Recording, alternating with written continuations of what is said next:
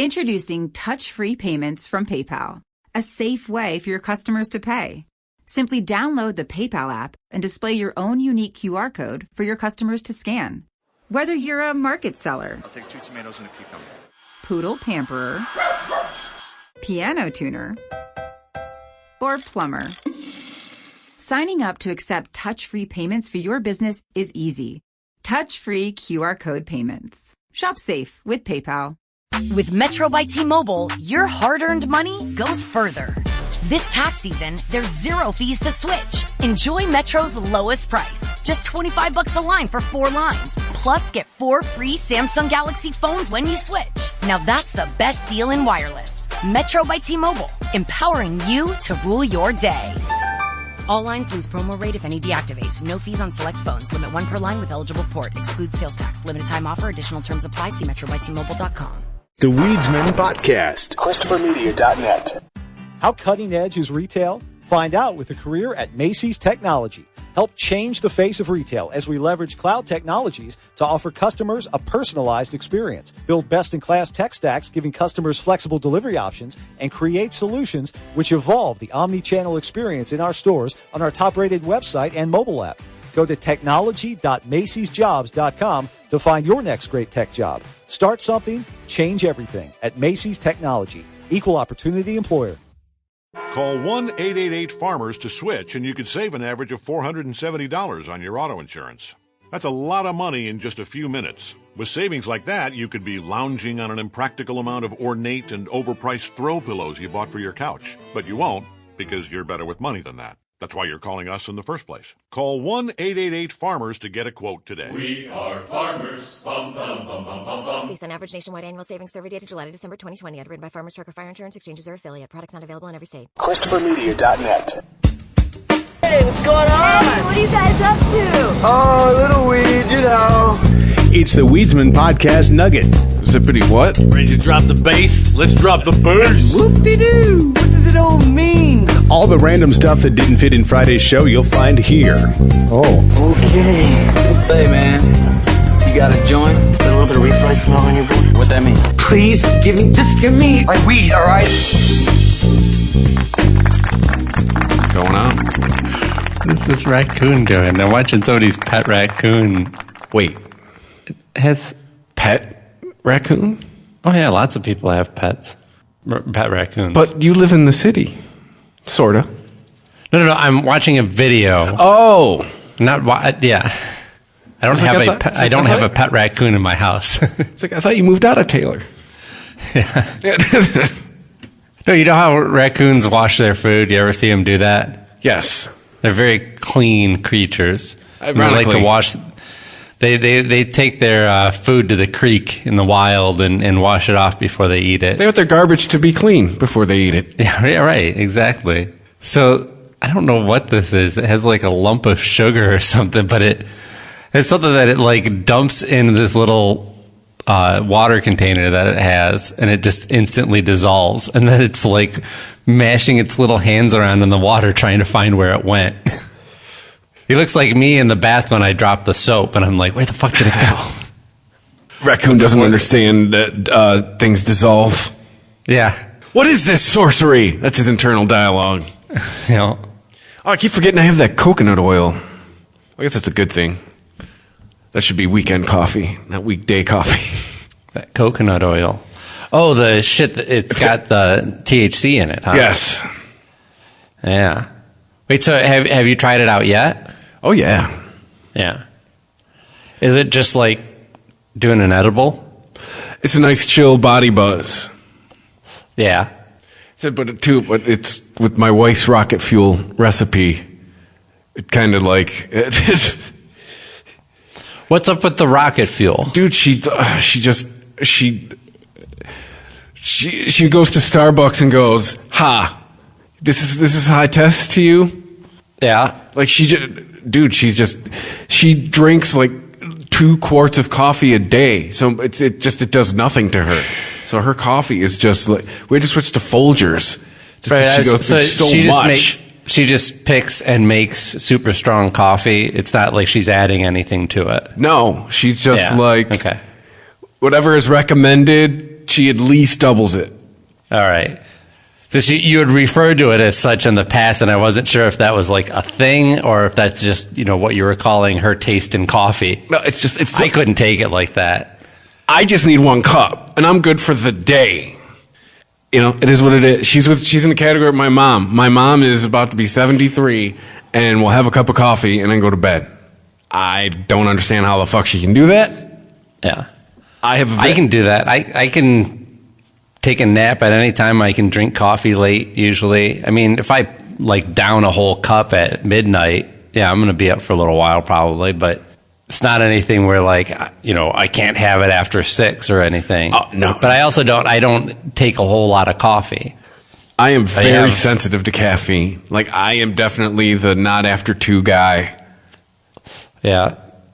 For real. I will sit there, I finished my coffee in the afternoon today, and I'm still, all hyped up.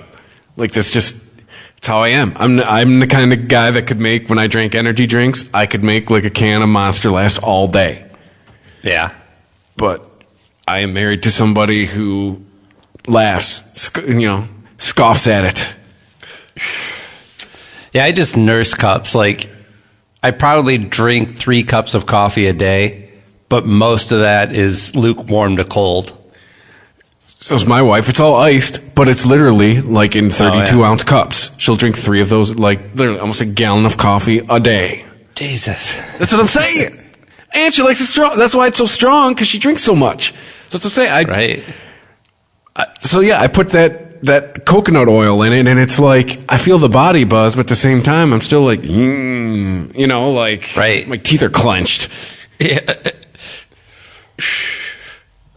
I may get to the point now where I might start pouring water in first, and then a splash of coffee. Yeah, because it's all about finding that balance for me between the caffeine and the cannabis. Yes. There's a perfect balance to find in there that, you're not totally vegging out, but you're also still not super anxious. I think, listen, edible makers, listen, decaf coffee infused with sativa. Think about it. Decaf coffee. Because you'll still get the coffee flavor, right? You won't get the jitters. Right. And then if you infuse it with sativa, you'll still get the motivation of wanting to do things. Unless you're the kind of person that needs that hard jump start from Now, I can tell you, my sensitivity to caffeine is useful when I'm dragging ass in the morning. All I got to do, take a few hard swigs of coffee, and then I'll get that hard jolt. Yeah. I'll feel myself come to life. Yeah, I've got to down half a cup to get the het. But that's what I'm saying. I'll do that. But that's okay. But it's instant for me. Right. So I don't know. But I'm saying if you put sativa in decaf, that'd be a great morning drink.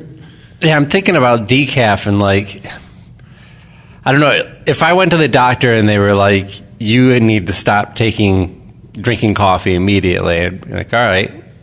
I wouldn't switch to decaf. I would miss coffee. I like the taste of a good coffee, but without the caffeine, it would just seem hollow. No, I understand. It's trust me, my traveling days, I was definitely in the Adam Carolla mindset of who the fuck drinks decaf?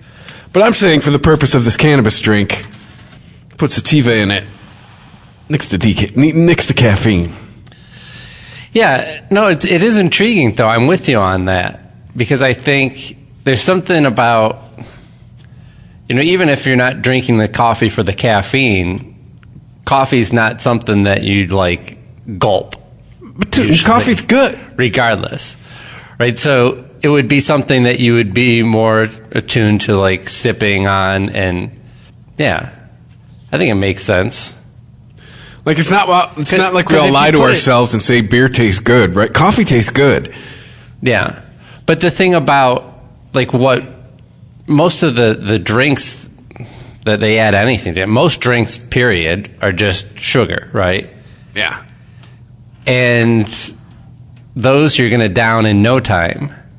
So, you get something infused with with THC and it's all sugary, you're just going to gulp it because, you know, it's the sugar and they put a little sodium in there too, so it keeps you drinking it.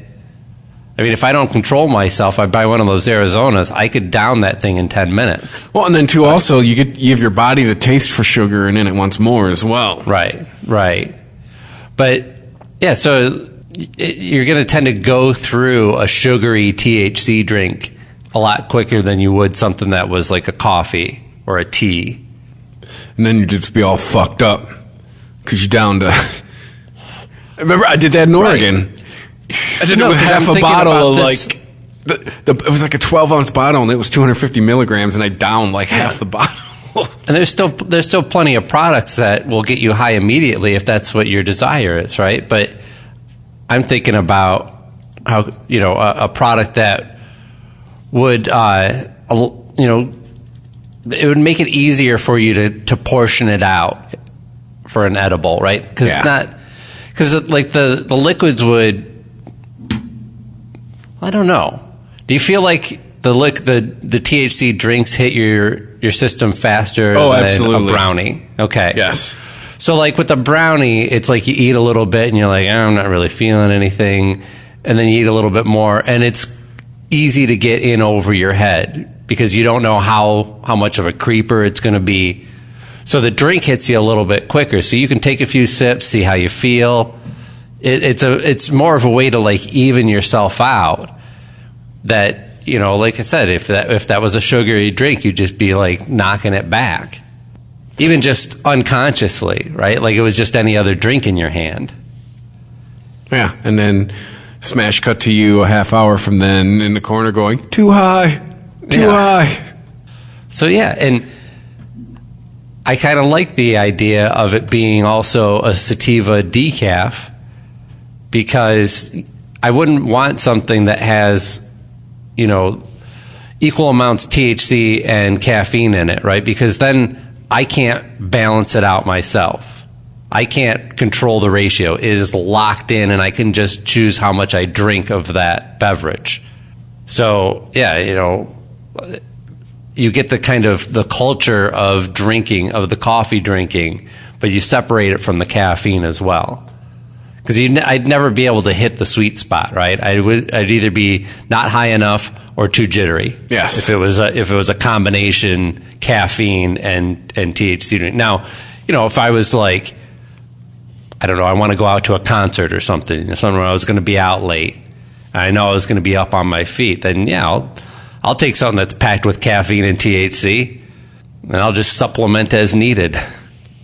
But for something at home, you want to relax at night. Maybe, you know, I'm actually looking for other ways because we've talked some about, you know, smoking the analog weed more recently than the concentrates.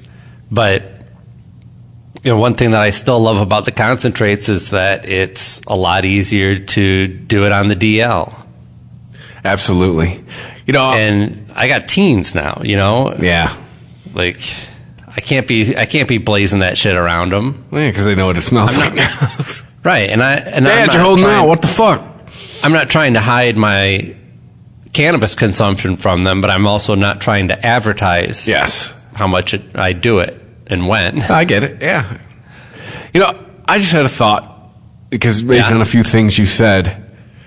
Do you think once this whole coronavirus thing? It's not going to go away. It's going to more like subside. Is the joint at a concert done? Is that it? I just think you have so many other options that it would be kind of quaint, right? I think you'll still see joints popping up, but it's going to be more like I'm going to roll a fat hooter to pass around and we'll just get it in the air. You know, that wouldn't be your main way of getting high.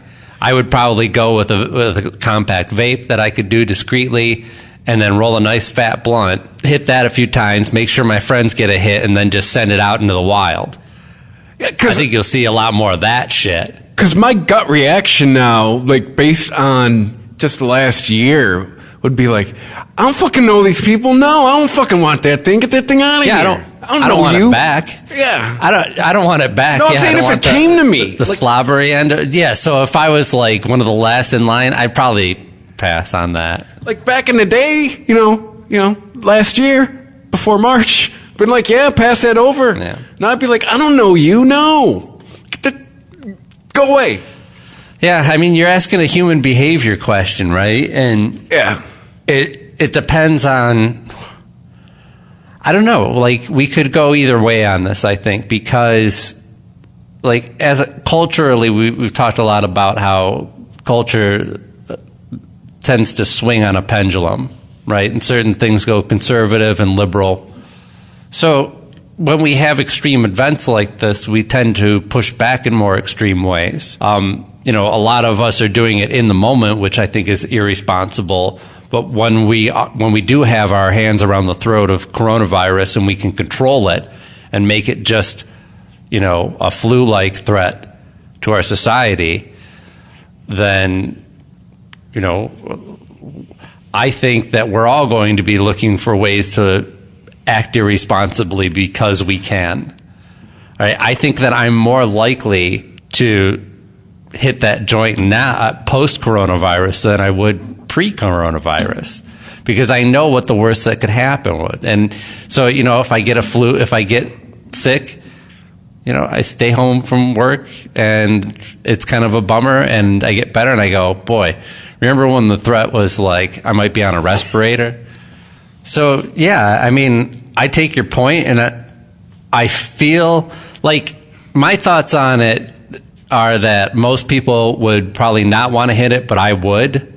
But then I have to realize that I'm not really different from most people, and that most people are probably thinking the same thing that I would. So I don't know. Two types of people, definitely, but I think my side's going to win out in the short run on this. Long term, we might develop a better culture of how we handle this in general. But immediately, I think we're going to want to push back. You know, I was talking with a coworker earlier today, and I was telling him about how I'm a homebody. You know, I do all this shit from home, my podcast from home.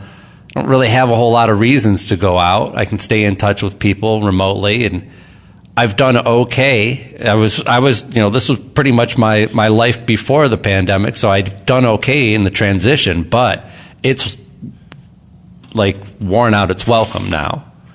I am ready to go run outside and French kiss the first person I see. You ready to talk to people again? You know, I'm ready to like start pushing back and realizing, like, you know, this has even made me realize that there's some aspects of my pre-pandemic life that weren't completely healthy, I think. And, you know, part of that pushback is hopefully getting me out in the world and less of a homebody. So I kept golfing last year. We were allowed to do it. Got me outside. I'm a divorced dad with teenage kids. Like, I'm on a sad trajectory if I don't veer right now. Fair enough. With two cats, right? Oh, you have starter kit. I'm not saying that there's not happiness to be found down that road. I'm just saying the prospects are fewer. The cats will eat you when you die. And yes. No, my cats are fuck my cats, man. I bet my cats wouldn't even eat my ass. They're such picky eaters. I don't even know what to do with them.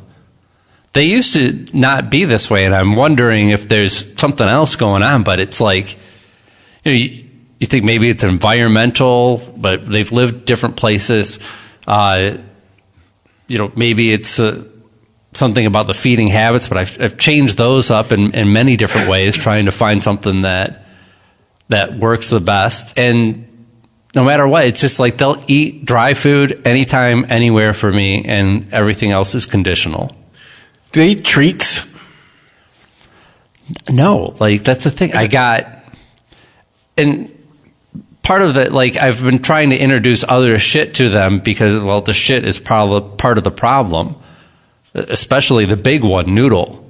She's just eating too much of that dry food and being constipated and having a lot of problems shitting. She was actually shitting in the middle of the living room at one point because that's kind of like a cat telling you, like, it's not a fuck you, it's a like, this ain't going right, and I think you should see what's up. Like, this is not how this is supposed to go. Look at this. Yeah.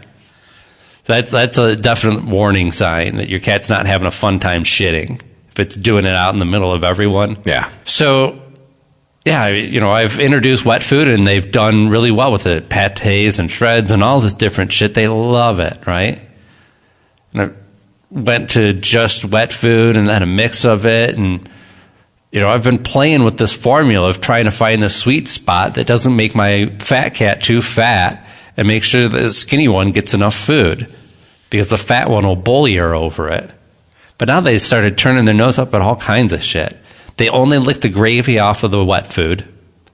They leave all the shreds and clumps and everything else in there, which, like, I don't blame them. I wouldn't eat any of that shit. But you're a cat. You should love this. So I've been trying to find other things. Primarily, part of my problem with Noodle is that she doesn't chew. I think I need to find like some bigger grain, like dog food sized cat food, so that she is forced to at least bust that thing in half before she starts swallowing. Like jaguar food, lion food. Yeah, right. That's what no, like if I threw him a hock of like, a yak or something like that, they wouldn't know what to do with it. Let's go to a pet store and buy like the dead mice, like you feed the snakes. I give them all kinds of people food. I was shredding up some chicken for Mexican food, and before I spiced it, I gave them, a nice hot little piece of gristle, and they were like, nah, what else you got? I've tried to give Rory like chicken or tuna. No interest. She'll lick it, and that's it. Yeah. Yeah. And I can't even get her treats. No, several kinds of treats. We'll lick it, sniff it. She's good. My cats will try stuff, but then decide that they don't like it. So they've eaten some people food here and there. They used to eat shreds of chicken for me, and then they decided, nah, that's not what I'm interested in. I think the only people food I have ever seen Rory eat is popcorn. Yeah, my cats too, but I don't think they even eat it. Like, the parts that go down their throat, I think, are by accident. They just like chewing on it. Like, Rory will actually eat popcorn. Oh, other than that, that's it. You know what you do? If you're not worried about having too much of a mess to clean up afterward, it'll all vacuum up. But take a handful of popcorn, take some catnip, throw both in a sandwich bag and shake it up, and then just dump the popcorn on the floor. They'll go nuts over that shit. Watch the show because they it's the smell of the catnip obviously drives them wild, but there's only so much they can do with the catnip, right? They lick at it and they roll around in it, and then they just like their eyes get super big and they go off somewhere else. But the feedback, the crunchiness of the popcorn and giving them something that they can actually bat around as well, keeps them really engaged. And yes, they will put on a show for you. That's my cat tip for the week. And your favorite toy is a pipe cleaner. All the crazy, like, bought a scratching post, never uses, like all this stuff. Tried to buy these several toys, and the things that she goes nuts for every time are pipe cleaners. Well, must be fucking why. Yep. They're occasionally, like, I give them toys, and the toys go under the couch, and then they stay there. And every once in a blue moon, one of them will pull one of the toys out of the couch and just walk around with it. But the real things that get them are every twist tie just goes right onto the floor. I don't even care anymore.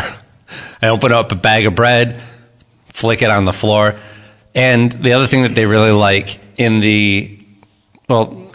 this case, it's the cartons of half and half that I get. But you know how all the modern cartons have the spout on them now? Yes. It's not like the milk like you had in the old days where you had to rip it open and then you'd squeeze the sides and this spout would pop out that would have like all this torn paper around the edge of it that would get all soggy. I bet there's a certain age group now is if they saw milk without the screw on it, they'd be like, how the fuck do you open it? Yeah. Well, I guess we just don't get the milk. We just ripped it open like savages and sucked the marrow out of it. That's how we did milk back then. So, yeah, anyway, they all got those spouts on them now. And they all have the, like, diaphragm inside, the, like, safety seal, right? Yeah. With the ring on it. So you pull on the ring and you pull that diaphragm out, and then you just toss that part and you put the cap back on. So none of those go into my garbage is what I'm saying. I open it up and just flick it right onto the floor, and the cats go nuts over them. That's what they do. That is what they do. That's what we got them for. The Weedsman Podcast. ChristopherMedia.net. Right now, during the Ram President's Day event, well-qualified lessees of competitive vehicles get a low-mileage lease on the 2021 Ram 1500 Bighorn Crew Cab 4x4 with a gas-powered V6 engine for $259 a month for 36 months with $4,979 due at signing. Tax, title, license extra, no security deposit required. Call 1-877-RAM-5722 for details. Requires dealer contribution to lease the Chrysler Capital. Excludes other FCA vehicles. Extra charge for miles over 30,000. Residency restrictions apply. Take delivery by 3/1/2021. With Metro by T-Mobile, your hard-earned money goes further. This tax season, there's 0 fees to switch. Enjoy Metro's lowest price. Just $25 a line for 4 lines. Plus, get 4 free Samsung Galaxy phones when you switch. Now that's the best deal in wireless. Metro by T-Mobile, empowering you to rule your day.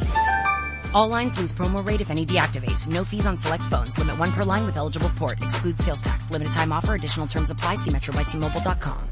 Introducing touch-free payments from PayPal, a safe way for your customers to pay. Simply download the PayPal app and display your own unique QR code for your customers to scan. Whether you're a market seller, I'll take 2 tomatoes and a cucumber, poodle pamperer, piano tuner, or plumber, signing up to accept touch-free payments for your business is easy. Touch-free QR code payments. Shop safe with PayPal. With Metro by T-Mobile, your hard-earned money goes further. This tax season, there's 0 fees to switch. Enjoy Metro's lowest price. Just $25 a line for 4 lines. Plus, get 4 free Samsung Galaxy phones when you switch. Now that's the best deal in wireless. Metro by T-Mobile, empowering you to rule your day. All lines lose promo rate if any deactivates. No fees on select phones. Limit 1 per line with eligible port. Excludes sales tax. Limited time offer. Additional terms apply. See metrobytmobile.com. ChristopherMedia.net. The Weedsman Podcast. What else is going on? Just looking at what's trending on Twitter. Oh boy. Man, I hate to say it. That trailer for Zack Snyder's Justice League looks good. And I want to watch the shit out of it. Really? I think the whole campaign about, the whole campaign was just a mess. But ultimately, it looks like it's going to be better than Joss Whedon's version. What? I mean, how? Just what is with DC? And they're just Marvel owned them. Like and how isn't DC older? Isn't there more heritage on the DC side of things? Yeah, absolutely. All of DC's major properties date back before there was even a Marvel or even Timeless Comics. I think came after DC's creation of Superman and Batman and Wonder Woman, the original 3.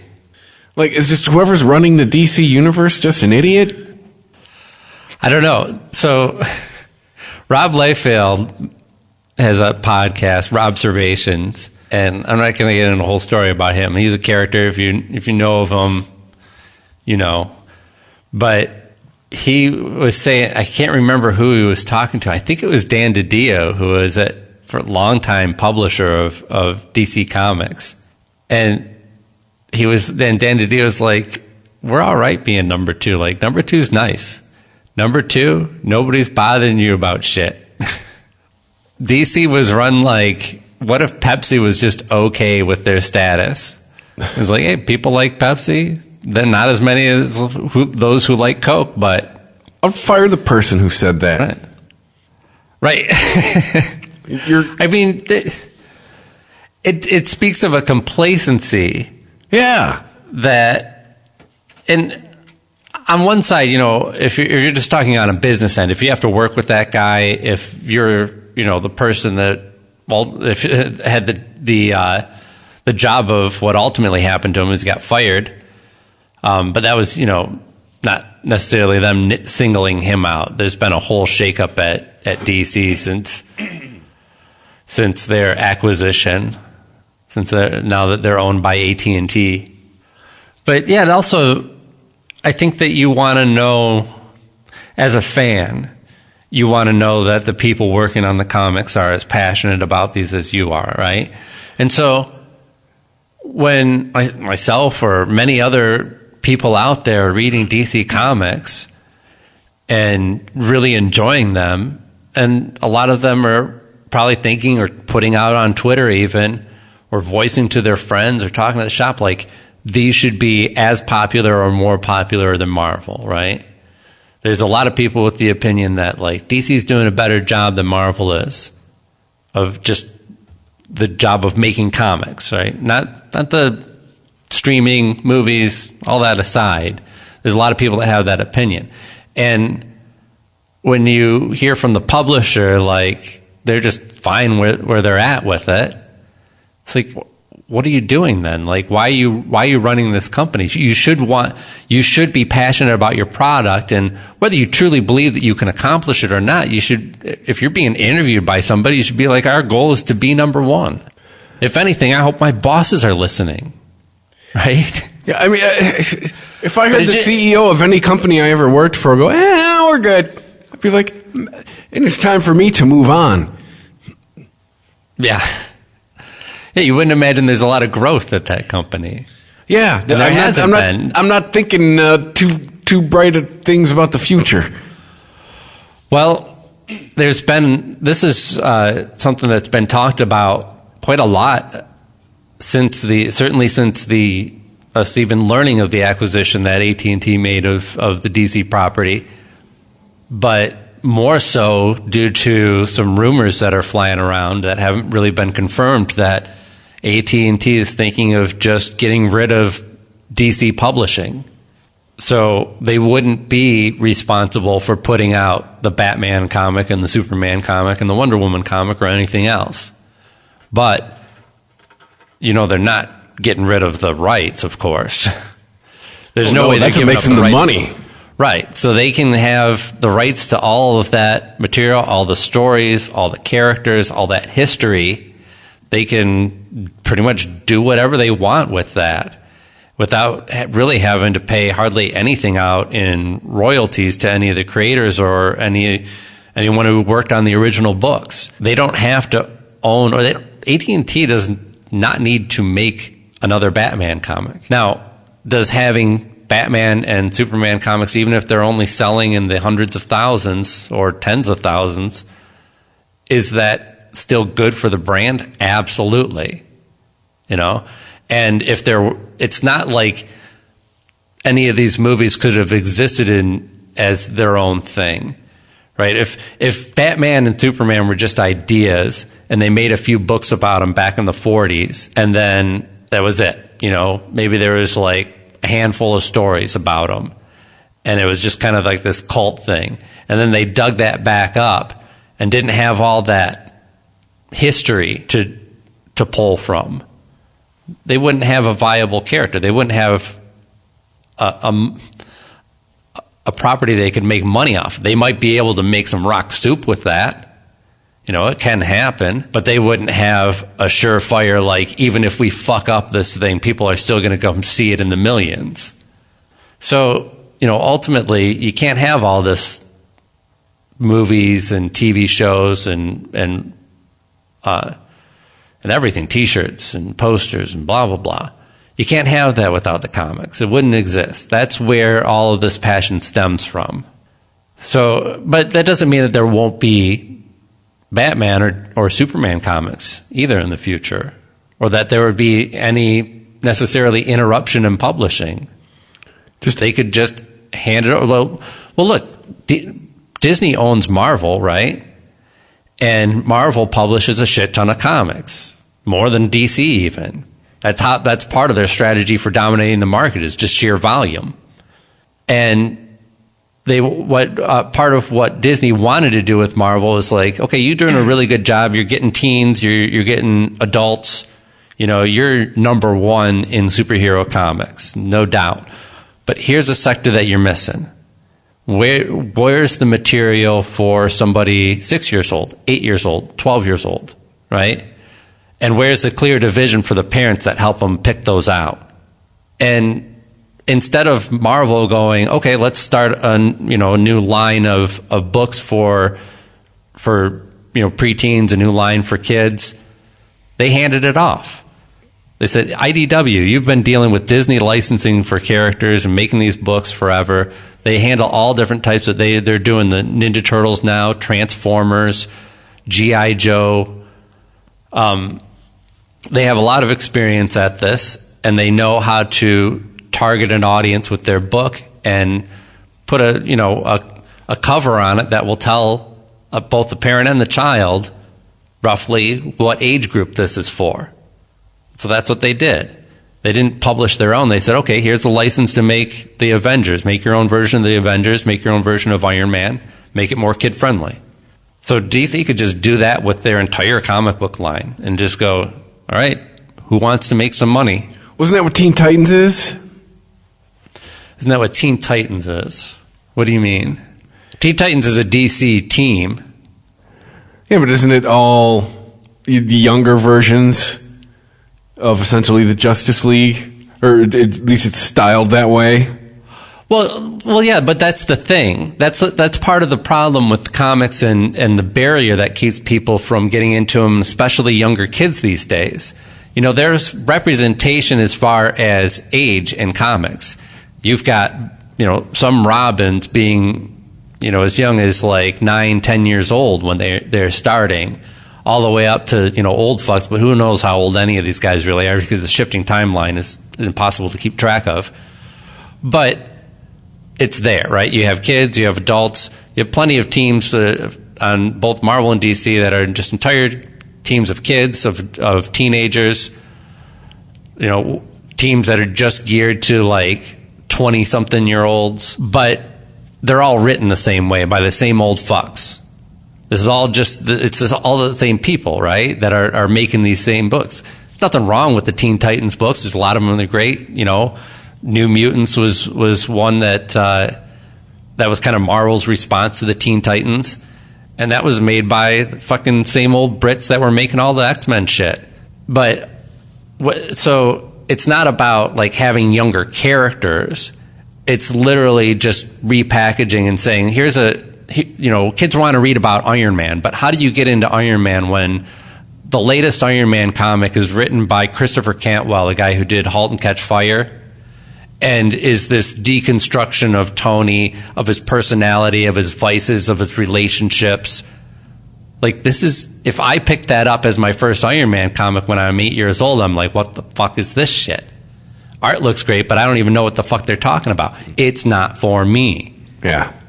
So this is literally like, let's make a separate universe. None of it has to cross over with anything. It's just here's an Iron Man story, new one every month, collected in a whole book of Iron Man stories. And yeah, it's going to be like probably more, the style of drawing is more slanted towards anime, bigger eyes and shit like that, big oversized hands and shit like that. It's more exaggerated. It's like pinpointed for that audience. Things they researched told them they wanted. Oh, sure. No doubt. Marvel and DC, they both, in their main line, they try and please a wide variety of people. And they, most of their comics do a really good job of appealing to, I would say, anyone 12 and up. But under the age of 12, I'm not going to direct somebody to the Marvel or DC section of comics if I want that to get them into reading comics. Even if they're telling me, like, I love Batman, I'm going to go find, like, I don't know, you know, there's probably some, you know, similar, there's some story that draws from Batman, but is more targeted towards them. Because what you're more concerned about is that they're engaging with it, right? Yeah, they understand it. Right, exactly. So they may love Batman, and you get them a Batman comic, and they'll look through it, and they'll look at all the cool art, and that's great. And then they'll like, cut it up. You know? This is a cool shot of Batman. I'm going to put it on my door. Shit like that. Because the text, it's like, well, I don't know, this is part 5 of an 8-part story. Like, I don't even know who this other character is that kind of looks like Joker, but is a female. I don't know what's going on in here, but look at that shot of Batman. They're looking for Super Friends Batman. Yeah. And that's not where mainstream superhero comics are right now. They're not doing, you know, the single story issues don't sell. Not anymore. So that really hinders their entry point. If you've cut off the entry point for your business, so you pretty much said, we're good with the business we have now. We're just going to wait for all of our clientele to die off, and then we can close up doors. Right? If you never, sounds like a great business model. You'll sure be profitable. Right. And that's because that's what comics have done. You know, comics has followed me my entire life. I have not followed comics. Comics have targeted me. They said, here's some perfect shit for you when you're 13 years old. And as I grew, they kept going, here's some perfect shit for that guy who loved this shit when he was 13 years old. And even now, and I'm not trashing all of this shit, because there's still a lot of it that I read and love. But it's, you know, if there's a thought behind who our target audience is, it's the guy who's 45 now and loved New Mutants when he was 13. That's the book we want to make for. That's the audience we want to make the book for. And I think that's bullshit. Like, sure, maybe you're going to put in a bunch of nice, you know, little nods to shit that, you know, only I know because I know the whole history of it. But if that book doesn't also do the trick of somebody new coming in and going, well, why does this 45-year-old dude and many others like the New Mutants so much? And pick it up. And I'm not saying they get that same experience, but it does for them what that book did in the past for me at that time, right? They don't realize it's a moving, well, you're a moving target. Their target is always stationary, right? They should always be, right. They should be doing what things like TV and music and movies do. They're always aiming at the same target. There's just different people filtering in and out of the crosshairs. You've already moved out of the crosshairs. They should be aiming at not you anymore. It's two different ways to think about a moving target, right? It's like comics can track a moving target if that moving target is the slowest buck in the pack, and they're just going to follow him until he keels over from heart failure, and then they can go collect him. Yeah. Whereas most other businesses, the moving target is, let's spook up a bunch of bucks out there, and the strongest ones, we're going to track them. Yes. And tag those ones. Correct. Yeah. And you're going to keep doing that. You're always going to be shooting for the strongest bucks. Right. And so you understand, like, it's a harder way to do a moving target because that means your strategy has to constantly adapt. Yeah, but there's plenty of businesses out there that always do that. Like I said, anything involved with media. Yeah, guess what? A 25-year-old right now, a lot different than a 25-year-old when we were 25. And that's what's so fucked up about this. Like you said, anything to do with media. Comics is media. Comics is big media. And it's so different. It's like it's an own little universe.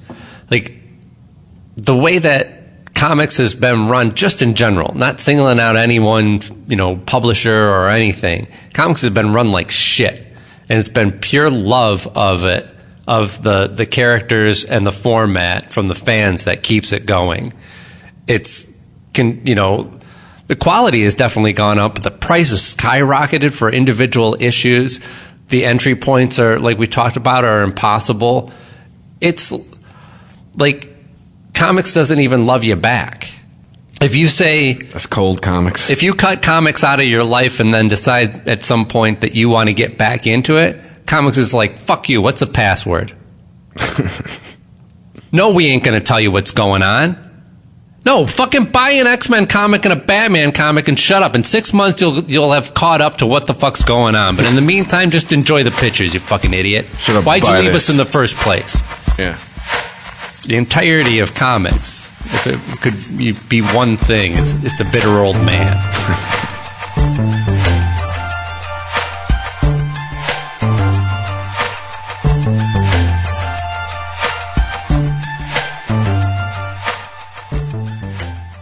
Call 1-888-FARMERS to switch, and you could save an average of $470 on your auto insurance. That's a lot of money in just a few minutes. With savings like that, you could be lounging on an impractical amount of ornate and overpriced throw pillows you bought for your couch. But you won't, because you're better with money than that. That's why you're calling us in the first place. Call 1-888-FARMERS to get a quote today. We are farmers. Bum, bum, bum, bum, bum, bum. Based on average nationwide annual savings survey data July to December 2020. Underwritten by Farmers Trucker Fire Insurance Exchanges or affiliate. Products not available in every state. If you thought you had to travel far to savor the pad thai of Bangkok, or to taste the pastries of Paris, take another look. With 2 times total points at grocery stores, your same kitchen can come with more cuisines. Sapphire Preferred from Chase. Make more of what's yours. Valid up to $1,000 in purchases per month from November 1st, 2020 to April 30th, 2021. Account subject to credit approval. Cards are issued by JPMorgan Chase Bank, N.A. member FDIC. The Weedsman Podcast. ChristopherMedia.net. You want a Diet Coke from McDonald's for breakfast, but think it's too early. And then you realize it isn't. Because it's the never too early for a soft drink deal. Any size soft drinks are always $1. Only on the McDonald's $1, $2, $3 menu. Prices and participation may vary. Right now, during the Ram President's Day event, well-qualified lessees of competitive vehicles get a low-mileage lease on the 2021 Ram 1500 Bighorn Crew Cab 4x4 with a gas-powered V6 engine for $259 a month for 36 months with $4,979 due at signing. Tax, title, license extra, no security deposit required. Call 1-877-RAM-5722 for details. Requires dealer contribution to lease the Chrysler Capital. Excludes other FCA vehicles. Extra charge for miles over 30,000. Residency restrictions apply. Take delivery by 3/1/2021.